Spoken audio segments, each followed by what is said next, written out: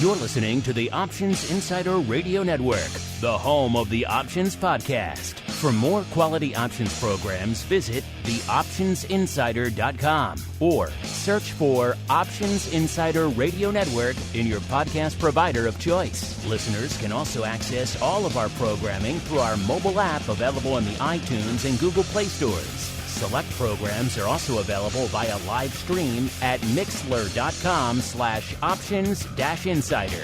That's mixlr.com/options-insider. Don't forget to follow along with your favorite programs and submit your own questions for the hosts at twitter.com/options, stocktwits.com/options, facebook.com/theoptionsinsider, or via questions at theoptionsinsider.com.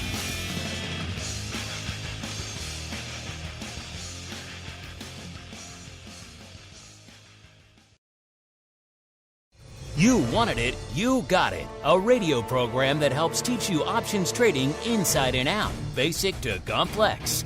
This is Options Bootcamp. Whether you want to learn how to protect your portfolio, generate income, or even become a master of volatility, the Options Bootcamp drill instructors will break it all down for you. Now, let's get you into peak options trading shape. Here are your Options Bootcamp drill instructors. All right, everybody. That music means it is time once again for Education Wednesday here on the network. Yes, it is time for Options Bootcamp, the premier options educational program. Of course, if you're on the pro side, you already got a taste of some educational stuff. We just did a great pro Q&A with Mr. Oracle of New Hampshire himself, Mr. Matt Amberson, a.k.a. the keeper of all of our earnings data. So hope you pro folks enjoyed that. In fact, a double pro week coming up because we have the holiday next week. We're going to give you guys a respite. We got double pro week. A lot of you have questions, but what the hell's going on with FTX, how this impacts crypto from a vol, a skew, and a trading perspective. We got Mr. Greg Mangadini, the CEO of Genesis Volatility, a.k.a. GVol.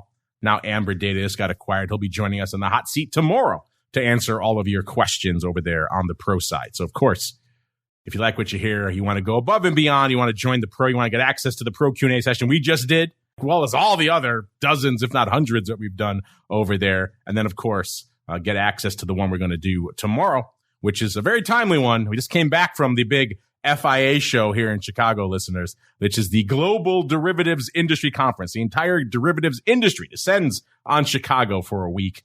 And as I walked through the doors earlier this week, I saw them hastily erasing FTX from the sponsor. They were the premier platinum sponsor of the event, ahead of CME and NASDAQ and everybody else. And lo and behold, that didn't work out too well. So they were hastily scrubbing their names from the marquee, even from the stage. It was a bad scene. So if you have questions about all this madness, listeners, the Pro Q&A tomorrow is the place to go to get them answered. Of course, you get options oddities there. Everything else over there, theoptionsinsider.com/pro is the place to go to learn more. Or, of course, /secret club. But people are always bugging me. I don't mention our new members enough. I always forget. And then sometimes they don't want to be mentioned. So I'll just be stealthy. I'll say, welcome to all the new people who joined us this week, including, I'll just see the first names. Matt, or your handle, Teeks. I like that one. Or Douglas, or AA8, AA8, however you want to go by. And Trador. All of you guys joining in the pro this week. Welcome to all of you. And also welcome to my compatriot here on the show this week, the black-hatted one himself, the guy who's always trying to force me to speak in Italian at all times. He is Mr. Dan Passarelli from Market Taker Mentoring. Mr. P, how go things are? Come stai? Sto bene. Hey, it's going all right over here, man. I'm hanging out in beautiful, freezing cold Las Vegas right now. Oh, you're not beaming in locally. You're in Las Vegas. Is there a money show out there now? No, I don't go to those. I was gonna say. No, my parents live out here and just doing some family stuff. Oh, you don't hear freezing cold in Vegas usually in the same sentence. I know, man. It's crazy. Like, we went for a walk today and like, oh man, we need like a winter coat. I feel from you from the Chicago here in the 30s. We're getting our snow right now, our first snow. It seems like FIA always coincides with the start of the crappy weather. So FTX and the crappy weather, two great gifts of FIA this week. But you know what else is a great gift, listeners? Is all you folks out there who listen, take the time to read and review, just like, who is this? 1940 Ford. He wrote 5 stars, options experts. He says, Mark and the guys at Options Bootcamp are very informative. I have learned so much. Everyone these days claims to be an expert on one thing or another, but these gentlemen are the real deal. Well, no, 1944, and everyone else takes the time to read and write in and leave a review on the platform of choice. You folks are the real deal. Man, I'll tell you what, it is definitely an honor, like you and I and all the folks in your network. We put in the time to really provide as much value as we can, and it's just nice. It's just nice to hear that maybe we're doing some good in the world. Doing some good, and damn, we have more good to do because we have some contentious debates to settle about butterflies. Are you ready, sir? Let's do it. All right, here we go, listeners. A little bit of the old options drills. Holy mooch! Time for our favorite pastime, option drills. We're going to take the strategies learned during the show and teach you how they can be employed to achieve a specific objective. Do you hear me? Yes, sir!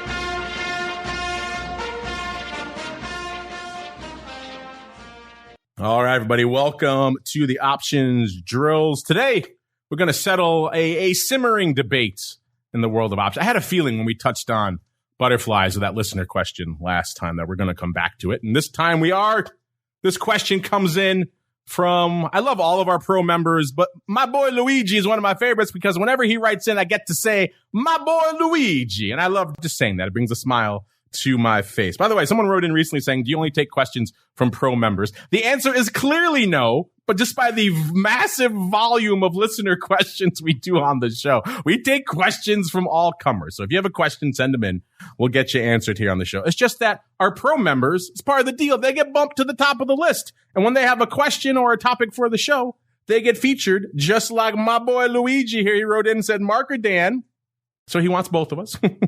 He says, so I'm trying to catch up on my shows, and I noticed in the tagline that you guys were going to debate long butterflies and short butterflies. My understanding is that a long fly is selling the guts and buying the wings, with the short version being the opposite, buying the guts and selling the wings. I have listened to it twice, and for the life of me, it sounds like Dan was describing the same position you were, Mark. In fact, I think he said that he would sell 2 at the money positions, buy an in the money position, and then sell an out of the money position. Am I losing my collective mind? Maybe you guys could help set me straight. Thanks to you both for all your info over the years. Luigi. Well, no, Luigi, thank you for taking the time to write in with this question. I had a feeling someone was going to have this question. So, Dan, let us settle it for the masses once and for all. What the hell are we talking about when we talk about long and short butterflies? Clearly, we have set off a tizzy here in the option space. So, Dan, I'm going to walk our people through an example, and you could tell me how you view this. All right, before showtime here, I pulled up a quote from Robinhood, just going out about a week, so in the weeklies, expiring on the 25th here. Looking at a standard at-the-money call fly, so we got, Robinhood was right about $10. These were slightly in the money. It was 10.08 at the time we pulled this. Buying the 10 call, going out a week. In our example, the market on that was 62 at 65. Then turning around and selling 2, because it's a butterfly, listeners. Buying 1, selling 2, buying 1. So you're going to sell 2 of the 10 half calls. Going to keep everything symmetrical, no broken wings, nothing crazy. The market on those was 37 at 39. And then buying again to cover yourselves on the upside, the 11 calls, buying 1 of those. Market on those at the time was 20 at 23. So you're going to buy 1 of the 10 calls, sell 2 of the 10 half calls, and buying 1 of the 11 calls. On this markets, you can do that for somewhere around a dime debit. Mr. Dan, if I came to you and said, okay, or if I was one of your mentees and I said, hey, Dan, I want to buy 1, sell 2, and buy 1 of this fly. In your mind, what would you say that is? Is that a long fly or a short fly, sir? Yeah, that is a long butterfly. And there's a couple things here, right? One is it can get confusing because when you're talking about an iron butterfly, which is the synthetic exact same position, it's a short iron butterfly. Like a long butterfly is a short iron butterfly. And, it just gets confusing. And I try and remind people, hey, man, don't get too hung up on exactly what stuff is called. Just go in there and trade what makes the most sense for your position. And, a potential mea culpa here. Like, like when you're like me or Mark or, politicians or talk show hosts, and you're just like saying tens of thousands of words a day, every once in a while you F it up and you just say the word long instead of short. So maybe I did that. I don't know. But yeah. I mean, the definition that Mark gave you is the definition. I definitely agree with that. But, like I said, it just gets a little confusing. Yes. So for Luigi and everyone else out there who perhaps is or was a little bit confused, so let's just standardize and codify everything now. In this example, you're buying the one which is around the at the money, slightly in the money call in this example, selling two slightly out of the money calls, buying one more slightly or farther, I should say, out of the money calls, doing all that for a debit. You are buying the meteor contract to kick off this trade. You're paying a debit. Yes, this is a long fly. I think this is the traditional use case for most people when they're looking at butterflies. Dan, you said you don't really like them the other way, which is selling in this case, at the money call or the meteor contract, then buying two of the guts and then selling one more of the wings. Dan, why are you not a fan of the other way, what is traditionally viewed the short fly, sir? Yeah, and don't get me wrong, when I say I'm not a fan of it, that doesn't mean that I'll never trade it. I have an open mind. I always say, give me an EKG chart, I'll trade it. We are absolutists on this show. All or nothing, sir. You hate it or you love it. There's no middle ground. I hate it. I just, like, for me, and the one thing, and I think I've said this on the show before, I'm sure I have, I always tell our student traders, you should always look at 3 different ways to trade the same opportunity and then just pick the best one. And usually if you're modeling out let me make sure I don't, say the wrong words here, a short butterfly, if you're modeling one of those out, 9 times out of 10, there will be a better way to trade that opportunity. Not always, but I just find, it makes basically it's a long straddle with a short strangle to finance it.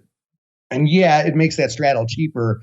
But the whole point is, it's so hard making money with straddles. Like, you need to find the right opportunities, and to truncate your profit potential just most of the time, I would say, leads to a weaker trade. Yeah, I'm trying to think off the top of my head the number of times that I've done the traditional short butterfly, and there's not many. There's not a lot of use cases that I immediately leap to mind and say, oh, this is the ideal use case for selling one around at the money or maybe slightly in the money contract, buying two farther out of the money, and then selling one more even further out of the money. You're right. There's other ways you could do that I think would be easier and more effective. So I like the long fly. That's my use case I traditionally use. So again, that's traditionally you're buying that meteor contract. You're paying a debit for it. And so that's our standard nomenclature going forward, listeners. So let's just clarify on all butterflies. Because a lot of people have questions on butterflies. Long is going to buy it. You're going to pay that debit. You're buying usually that meteor contract. If you're turning the other way, selling that meteor contract and buying the guts, then it's going to be a short fly. That's how we're going to use it on the show going forward. It's how most of you, I think, see it out there as well. Some hardcore old timers do tend to key around the guts. Whatever they're doing with the guts is how they view the fly. I tend to view that as obtuse and kind of arcane. So I don't view it that way. I know most of our listeners of this show in particular do not as well. Also, Dan and I are mostly fans of keeping your flies shorter term, within a month. We just had a great question on the Pro Q&A about, is there a use case for 6-month and beyond flies? I tend to not think of a lot. Our guest Dan, not really a big fan of those either. I know Dan, I guess Matt was not a fan of those. I know, Dan, you're not a fan of those either. He did bring up an interesting point. This is something we've been getting, I won't say deluged, but inquiries about more and more these days, Dan, which is the complete other side of that equation, not going longer term, but going all the way down to expiration day, the 0 day to expiration butterfly. I've been hearing more and more about these lately, Dan. I don't know who's pumping these things. Even Matt from Oras, he started back testing them. He says he kind of likes them. So they're becoming a thing, apparently. 0 day to expiration flies. But what are your thoughts on the absolute day of expiration fly? Have you ever played around with those? Absolutely. I mean, I played around mainly with 1 day and 0 day condors, iron condors or credit spreads.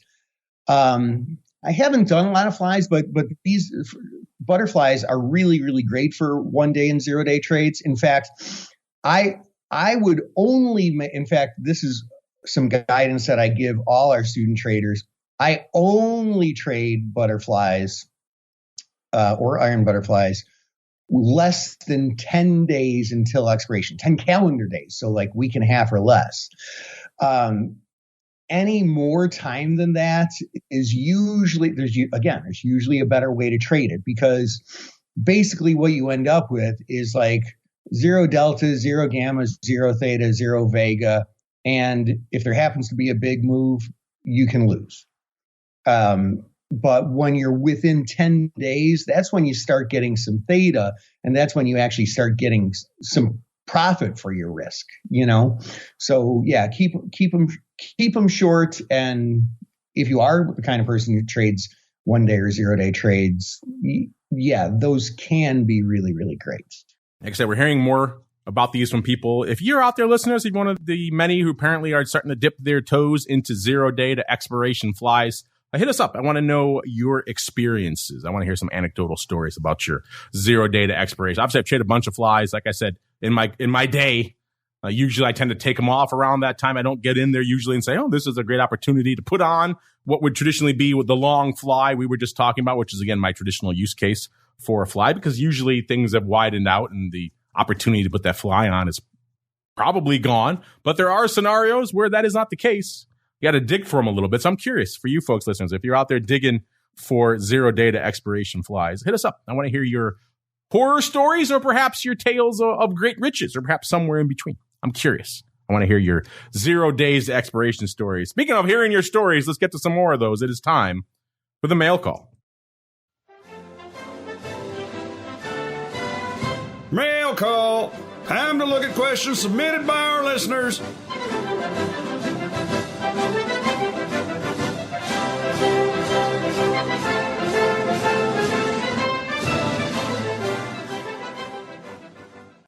All right, everybody. Let's get to the mail call.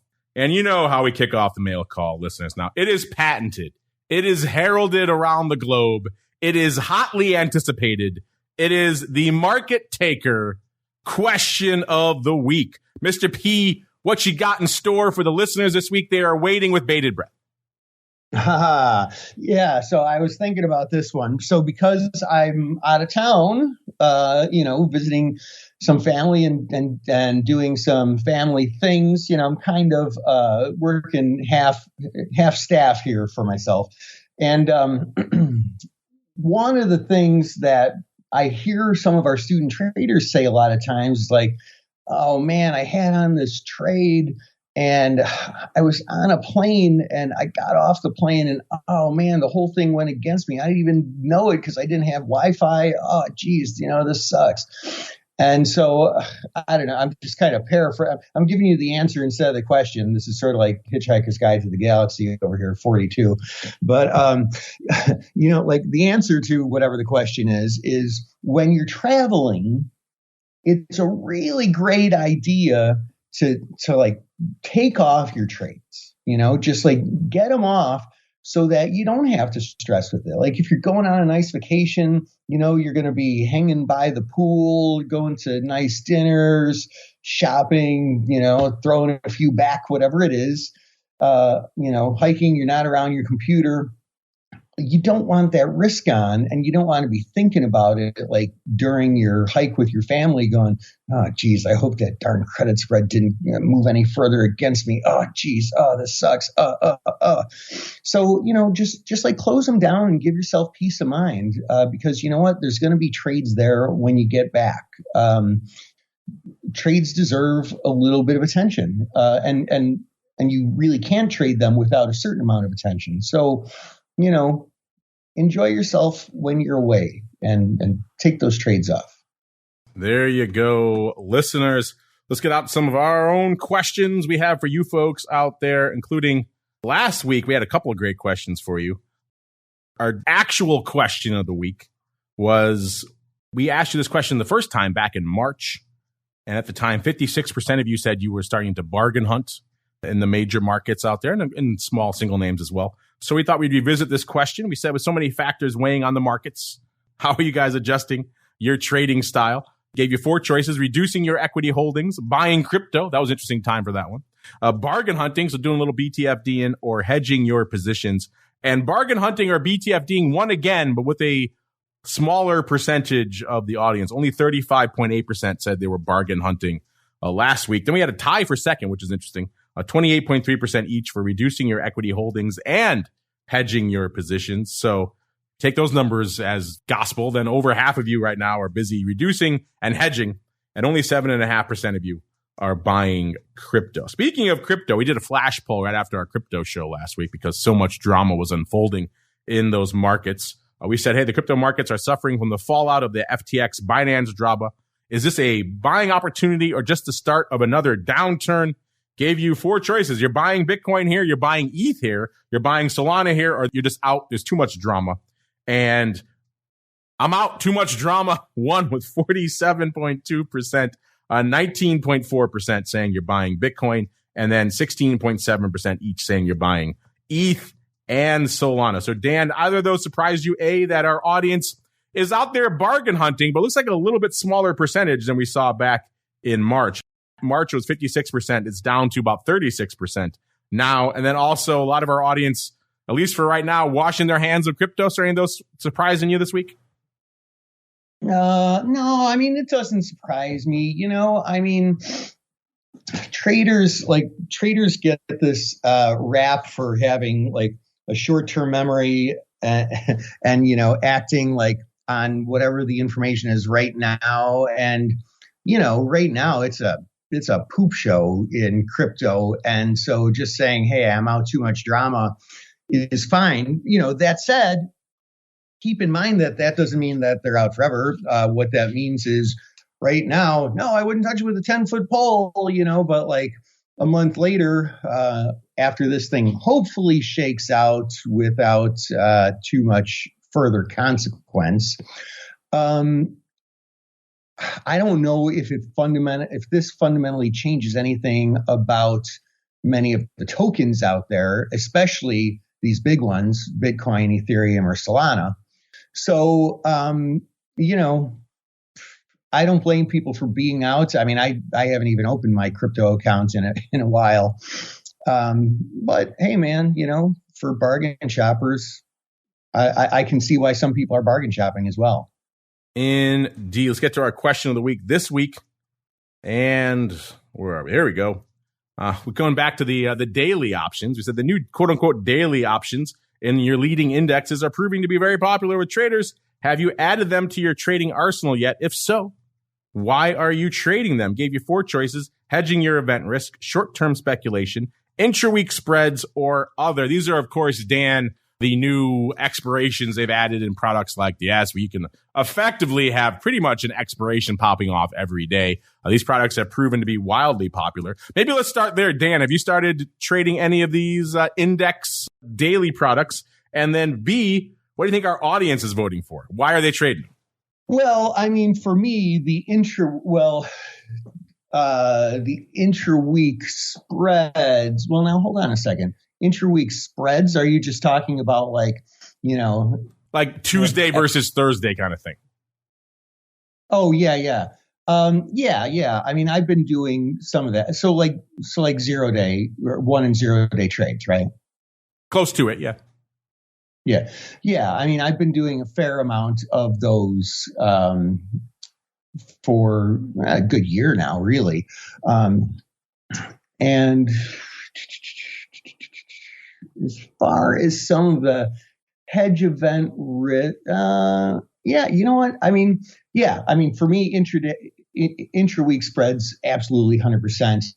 I would bet that a fair amount of our listeners trade those, but these other things as well. I wouldn't be surprised if this is a pretty flat distribution curve.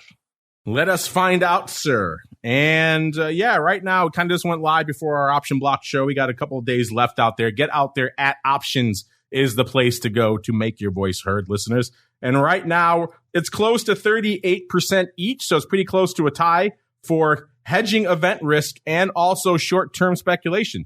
Dan, only 25% saying intra-week spreads, and so far 0 votes for other. No other use cases are coming in, which is kind of weird out there. So, Dan, I kind of thought intra-week spreads would be a little bit hotter as well, but I guess it makes sense. Coming off the heels of the Fed, folks would want to hedge and or speculate on events like that. So that's a very popular use case as well. That surprise you, Dan? I don't know. I guess. Yeah, I guess not. You guess not. All right, let's get out here to some more listener questions. This is actually an interesting one, also a timely one. This comes from Gary. Dan, you know Gary. He was our moderator for the fun event we did with the Harvard Business School very recently. What the heck am I talking about, listeners? Well, you folks are in for a treat because next week during the holiday, while Dan and I are gobbling down some turkey, you're going to get a chance to hear that session for yourselves. Cost you nothing. Should be kind of fun. Dan and I go to Harvard, lay down some options learning along the way. Gary wrote in, say, hey, one of the listeners from our Harvard event is a wealth manager who occasionally recommends basic option strategies. She asked for a suggestion on the best tools to help build recommendation lists for covered calls and buy rights and put writing. Ideally, the tools or subscription service would be based on volatility and the Greeks. Appreciate your thoughts on this. Yeah, Gary, this is a great topic, a great area. In fact, it's such an interesting area. We have a whole show aimed exactly at this called The Advisor's Option, which speaks exactly to this audience. It talks to the financial advisors, tells them what they should be doing out there, as well as some interesting tools they could use along the way, because that is the number one question we get from that audience is, what are the tools I can use? The tools for retail are awesome. The tools for advisors are crap. I've had so many advisors come up to me and saying, hey, if I was a retail trader with 20 grand in my account and I go to broker XYZ, they roll out the red carpet for me, give me all the cool tools. But if I'm an RIA with bring in 2 or 20 or 200 million to that same firm, I get some glorified spreadsheet and some backdoor things. So it's a very different setup, listeners out there. And also, there's a lot of education on that show. So if you're into education, listeners, and again, that audience, those wealth managers, they do need a lot of options education. So there's also a lot of educational topics there as well. Check it out.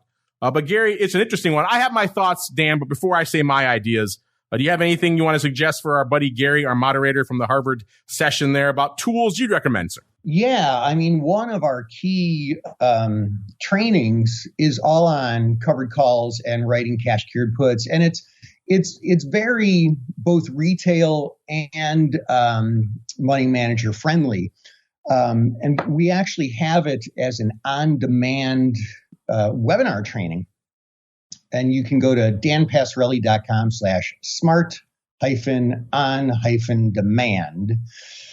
That's Dan Passarelli, PASSARELLI.com/smart-on-demand. And you can watch the training. It's really, really great. And for people who are really into it and it resonates, there's like some absolute sweet deal if you want to move forward with the complete training. So yeah, check it out.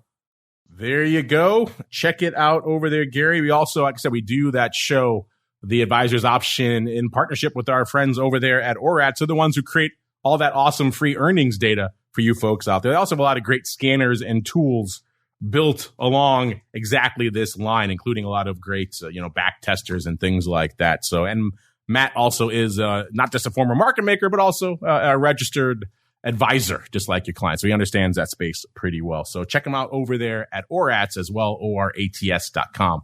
They have great tools out there. And a lot of you listeners on the retail side should be checking that out as well. Not just the free stuff we give you over there at theoptionsinsider.com, but they have some great scanning tools and back testers and everything else you could be using over there if you want to. Let's say you have a strategy. You want to see how well it performs over time.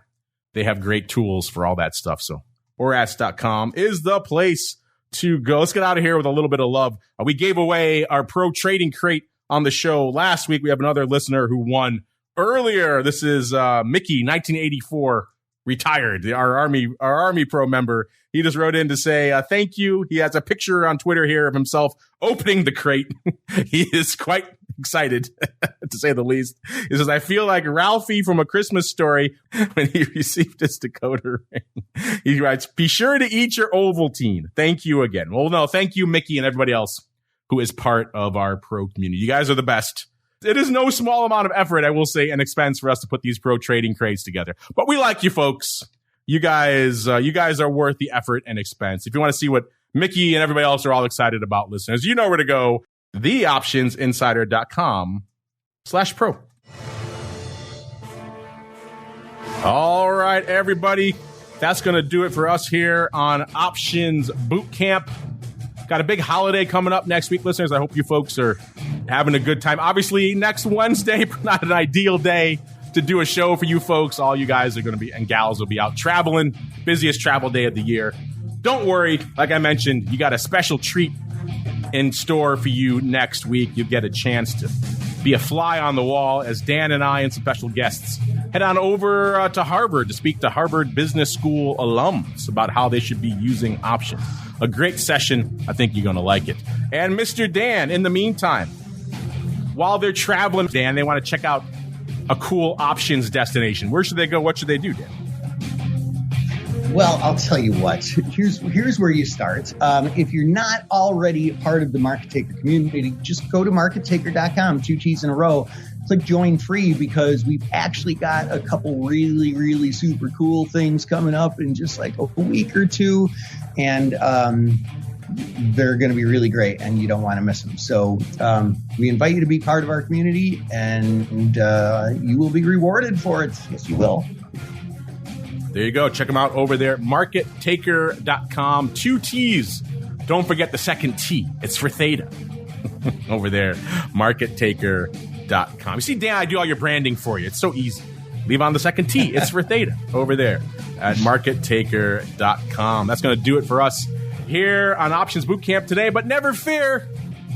Education Wednesday is not over. No, listeners, pro members already got a pro Q&A. All of our pro members got to listen live to Bootcamp now and have a whole bunch of good fun, get their questions in. Of course, all you on-demand folks get to enjoy Bootcamp a little bit later. And then we're not done yet. Coming back in a little bit with a twofer from Mr. Overby coming in on Options Playbook Radio, including a live huddle where we're going to tackle all of your options questions. So if you haven't sent in questions for that, get them in over there right now. You can send them in over to Brian as well. He loves fielding your questions. So you're getting even more great content because we all know you're going to be busy next week traveling, but you want to get it in your ear holes now. So more great content coming up at you later today here for all you live folks on the network and, of course, on demand, wherever you get this content a little bit later. Then, of course, all the rest of our content throughout the week, Option Block, TWIFO, Volatility Views, the Advisor's Option, Crypto Rundown, all sorts of fun, and a whole bunch more. Then back again, not next week, no live show next week, but we do have a great Harvard show. And then back again live in 2 weeks,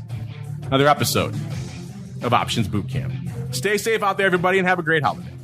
You're listening to the Options Insider Radio Network, the home of the Options Podcast. For more quality options programs, visit theoptionsinsider.com or search for Options Insider Radio Network in your podcast provider of choice. Listeners can also access all of our programming through our mobile app available in the iTunes and Google Play stores. Select programs are also available via live stream at mixlr.com/options-insider. That's mixlr.com/options-insider. Don't forget to follow along with your favorite programs and submit your own questions for the hosts at twitter.com/options, stocktwits.com/options, facebook.com/theoptionsinsider, or via questions at theoptionsinsider.com.